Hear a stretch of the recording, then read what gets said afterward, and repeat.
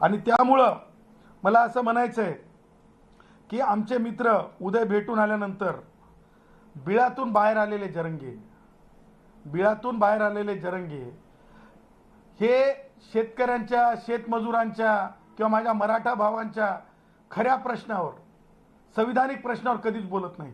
संविधानावर ते कधीच बोलत नाही. त्यांचं जे बोलणं आहे, त्यांचं जे आंदोलन आहे, मला असं वाटतंय जरंगेचं आंदोलन आणि त्याचा उदय असतं फक्त आमचे उदय सामंतच सांगू शकतील. Because all this is politics, all this is politics, all this is politics. माझ्या मराठा भावांच्या प्रश्नाशी काहीच देणं घेणं नाही. कारण हा माणूस, ह्या माणसाला, ज्या माणसाच्या बाबतीत मी तुम्हाला बोलत आहे, त्या माणसाला हे सुद्धा माहिती नाही की एखादी व्यक्ती, माननीय न्यायमूर्ती संदीप शिंदे साहेब हे लोकायुक्त झालेत. आपल्या सगळ्यांना माहिती आहे, एका राज्यामध्ये, गोव्यामध्ये आपल्याला माहिती आहे ते लोकायुक्त झाले. म्हणे आता त्यांना या जरंगेच्या कामासाठी आणखीन 1 वर्ष ठेवा. आता त्यांना जरंगेच्या कामासाठी आणखीन 1 वर्ष ठेवा.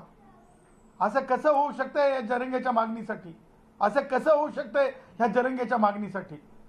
म्हणजे आकले बाहेरच्या गोष्टी. म्हणजे कोणी म्हणेल ना की बाबा सत्सद बुद्धीने विचार केला काय, तर सत्सद बुद्धी म्हणता येईल का? कारण ज्या गोष्टीला कायदेशीर आधार नाही, ज्या गोष्टी होऊ शकत नाहीत, ज्या गोष्टी समाजाचा प्रश्न असू शकत नाहीत,